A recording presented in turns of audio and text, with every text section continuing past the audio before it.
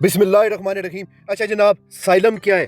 Xylem Sikar किसको कहते हैं और क्या यूरोप में साइलम करना चाहिए या नहीं करना चाहिए? तो एक भाई ने रिक्वेस्ट की है कि आप इसके ऊपर स्पेशल वीडियो बनाएं, लेकिन इससे पहले एक इंपॉर्टेंट बात सुन लें कि जिस तरह एक बच्चे ने मुझे एक मैसेज किया है और शेंजन इंफॉर्मेशन सिस्टम का उसने लेटर एक मुझे भेजा है जो रोमानिया में उसके ऊपर फ्लैग लगा हुआ है 24-25 का। तो इसका मैं वीडियो के आखिर में आपको प्रूफ बताऊंगा कि ताकि आपको पता चल सके कि हकीकत में क्या है। सबसे पहले ये साइलम क्या है, पहले साइलम को समझ लें। साइलम इसको कहते हैं कि जब आप ये कहते हैं कि आपकी जान पाकिस्तान में खतरे में है, खतरा है आपको पाकिस्तान, और आप पाकिस्तान वापस नहीं जा सकते या इंडिया में या जहाँ भी है, आप यहाँ से सबसे पहले समझें कि आप किस वीज़े पर आए हैं। आप स्टूडेंट वीज़ा पर आए हैं, वर्क वीज़ा पे आए हैं, विजिट वीज़ा पर आए हैं, या शादी या किसी भी लीगल वीज़े पे आप आते हैं। जब आप पाकिस्तान से आते हैं तो आप कहते हैं कि मैं पढ़ने जा रहा हूँ, मैं घूमने जा रहा हूँ, मैं काम करने जा रहा हूँ, मैं वापस आऊँगा। लेकिन जैसे ही आप यूरोप, बरतानिया पहुँचते हैं या किसी और मुल्क, तो आप कहते हैं कि मेरी जान को खतरा है, ख़ानदानी दुश्मनी या सियासी मसला। आप यहाँ एक अहम बात लाजमी समझ लें कि इमिग्रेशन ऑफिसर कोई पागल नहीं है।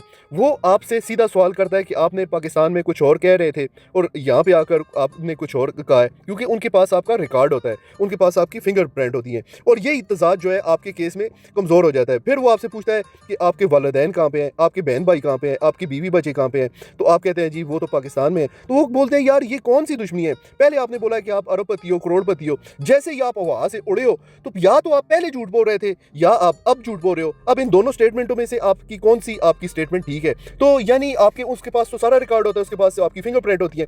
यहाँ पे आप जरा समझ लें। फिर आप कहते हो जनाब के, फिर आपसे पूछता है कि आपके बहन भाई कहाँ पे हैं, आप कहते हो पाकिस्तान में, आपकी बीवी कहाँ पे, आप कहते हो पाकिस्तान में। वो बोलते हैं यार ऐसी कौन सी दुश्मनी है कि आपके बहन भाई को कोई नहीं मार रहा, आपके वालिदैन को कोई नहीं मार रहा, तो ये कौन सी दुश्मनी है जो आपकी अवाम में दुश्मनी बनी है और वो आपको ही सिर्फ मारना चाहते हैं। फिर आपसे वो पूछते हैं कि जनाब अगर आपको एक शहर में मसला है, मिसाल देता हूँ आपको जी, इस्लामाबाद में मसला है जैसे जनाब, तो आप जनाब चले जाएँ पेशावर चले जाएँ। जैसे सियासी पनाह कैसे हो रहे हैं जी, ख़ानदानी दुश्मनी पर जी, मैंने पसंद की शादी की है, भगा की शादी की है, तो मुझे जी ससुराल वाले गोली मार रहे हैं। आजकल बड़ा केस हो रहा है जी तहरीक इंसाफ के ऊपर कि जनाब वहाँ पे बड़े केस आजकल इसके ऊपर हो रहे हैं कि तहरीक इंसाफ की जी बड़ी पकड़ दकड़ हो रही है। तो वो आगे से आपको पूछते हैं कि जनाब अगर आपको वहाँ पे मसला है तो आप इस तरह करें कि अगर लाहौर में प्रॉब्लम है तो आप जो है पेशावर में चले जाएं।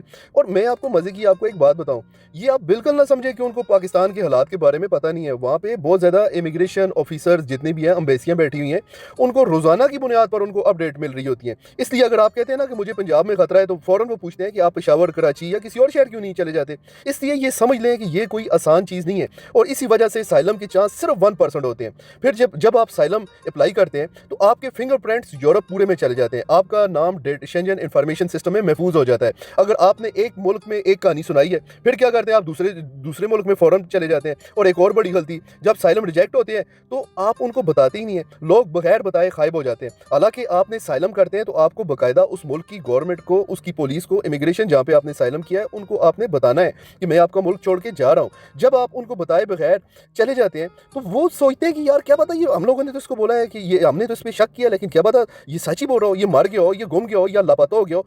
फिर वो क्या करते हैं, एक रेड अलर्ट जारी कर देते हैं, उसको कहते हैं शेंजन इंफॉर्मेशन सिस्टम में आपका नाम डाल देते हैं। इसके बाद आपके ऊपर एक कोड लग जाते हैं, जैसे 24-25 में अभी आपको बताऊंगा, या 24-26। ये कोई आसान चीज़ नहीं है। पहले तो केस का कई साल चलता रहता है, फिर उसके बाद ये 5 से 6 साल तक आपके ऊपर यूरोप बैन लग जाता है, ना आपको पाकिस्तान से वीज़ा मिल सकता है। आप शादी भी कर लें तो आपके बच्चे भी लीगल हो जाएंगे, आपके डॉक्यूमेंट नहीं बन सकते। बाज़ दफ़ा इसके ऊपर आर्टिकल 3 लग जाता है और ये लाइफ टाइम बैन हो जाता है, यानी सारी ज़िंदगी यूरोप में आपका कुछ नहीं बन सकता, जितना मर्जी आप रह लें। यानी आप सारी ज़िंदगी यूरोप ना रह सकते हैं, ना लीगल हो सकते हैं, चाहे आप शादी करें। जैसे मिसाल देता हूँ, कुछ लोग इटली में साइलम बहुत ज़्यादा हो रहा है, जर्मनी में रिजेक्ट होने के बाद इटली जाकर दोबारा साइलम कर लेते हैं, लेकिन वहाँ इनका रिकॉर्ड मौजूद होता है और वहीं पकड़ा जाता है। और आजकल साइलम के केस बहुत तेज़ी से जनाब फैसले, अब तो फैसले बहुत तेज़ उन्होंने कर दिए। अब तो 6 महीने में केस जनाब आयरलैंड से बड़े रिजेक्ट हो रहे हैं, 6 महीने के अंदर रिजेक्ट हो जाते हैं। और ये तकरीबन 1% एक्सेप्ट होने के चांसेस है, 99% आपके केस रिजेक्ट हो रहे हैं। और अगर किसी ने साइलम मिल भी जाए तो वो कई साल तक पाकिस्तान में जा नहीं सकता।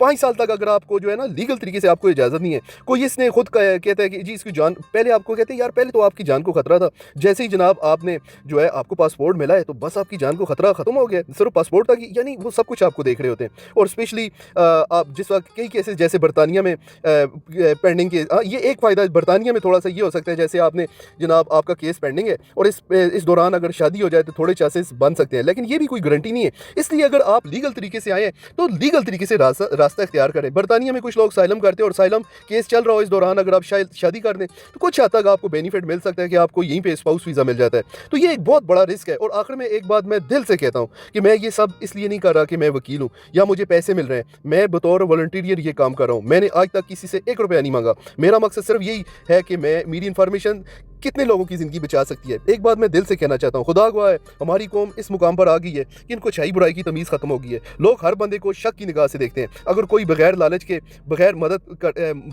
के मदद करता है तो वो क्यों करता है। जब कौमों पर ज़वाल आता है ना तो सबसे पहले उनकी सोच मुतासर होती है, इंसान की पहचान ख़त्म हो जाती है। इससे समझ ही नहीं आती कि कौन सच है और कौन गलत है, और अच्छे काम में भी उसे शक की निगाह से देखते हैं। और मैं ये वाज़ेह कर दूँ कि जब भी मैं आपको फॉलो करने या वीडियो शेयर करने का कहता था तो इसका मकसद कभी अपनी शोहरत या फ़ायदा नहीं था, बल्कि सिर्फ ये था कि ये मालूमात ज़्यादा से ज़्यादा लोगों तक पहुँचे और किसी की ज़िंदगी बच जाए। क्योंकि मैंने पिछले 3 साल में यहाँ से 1 रुपया टिकटॉक से या किसी से नहीं कमाया, ना मुझे कोई फ़ायदा मिला। मैं सिर्फ इस नीयत से ये सब कर रहा हूँ कि अगर मेरी एक बात से किसी एक इंसान का नुकसान रुक जाए तो मेरे लिए ये सब। तो ये है जनाब, शेंजन इन्फॉर्मेशन सिस्टम में एक बंदे का नाम आया, ये देख लें। ये रोमानिया का इसमें पड़ा हुआ है। ये 24 और 25 मैंने येलो साइन भी लगाया हुआ है ताकि आप ये गलती ना करें। इस तरह 24, 26 लग जाएगा जिस वक्त आप जो है साइलम करते हैं और बगैर बताए आप वहाँ पे छोड़ते हैं जिस वक्त, या आपके ऊपर आर्टिकल 3 लग जाएगा। ये आर्टिकल 3 जिस वक्त लगेगा पूरा यूरोप पूरी लाइफ के लिए आपके ऊपर बैन हो जाएगा। 26 लगेगा तो आपके ऊपर 6 साल की पाबंदी लग जाएगी, 10 साल की। तो आपको पहले यूरोप छोड़ना पड़ेगा, आपको पाकिस्तान जाना पड़ेगा, वहां से आपको रिमूव करना पड़ेगा। उसके बाद जनाब आप पाकिस्तान में आ सकते हैं, आप शादी भी कर दें, आप लीगल नहीं हो सकते। 3 लग गया तो सर आप सारी जिंदगी के लिए खत्म हो जाएंगे। आप जितने पैसे कमाओ तो इसके ऊपर लगाओ। ये इसका तो ये बड़ी इंपॉर्टेंट इन्फॉर्मेशन थी, मैं आपके साथ ये सबूत मैंने आपको दिया है। शुक्रिया।